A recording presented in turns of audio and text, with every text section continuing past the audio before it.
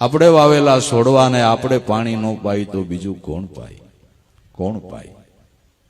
સંતો છે ને માનવ બગીચાના માળી છે. ક્યારે પાણી આપવું, ક્યારે કોઈ જીવ જીવાત આવે તો જરાક ફુવારો મારવો પડે બાપુ. મોટી ઈયળું પડે ને તો જરાક ભારે ડોઝ દેવો પડે. મોટી ઈયળું પડે ને તો ભારે ડોઝ દેવો પડે. બે કડવા શબ્દો હોત કેવા પડે. મોટી ઈયળું હોય શું થાય? કઈ હલકી દવાઈ મરે નહીં. એને પછી કડક શબ્દો કેવા પડે. એને પછી એ રીતે સમજાવવું પડે. અને હાવ માનો ને કે પતન થઈ જાય એવો છોડવો થઈ ગયો એટલે પછી એને ઈ જ્ઞાન દેવું પડે. પછી એને પાછું બ્રહ્મ જ્ઞાન નો હાલે, એને ઈ જાતનું જ્ઞાન આપવું પડે.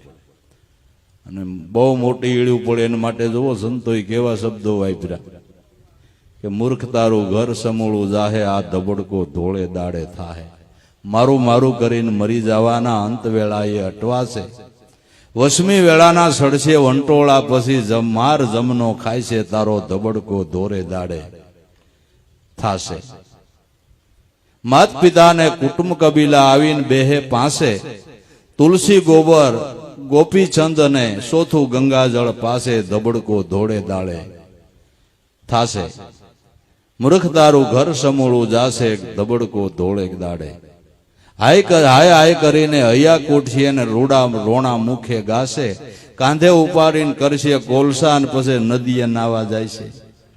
મૂર્ખ તારું ઘર સમૂળું જાય છે, ધબડકો ધોરે દાડે થાય છે. પછી શોક પાળે ને કાઢે સુવાળા, ખરેખરે સૌ જાય છે.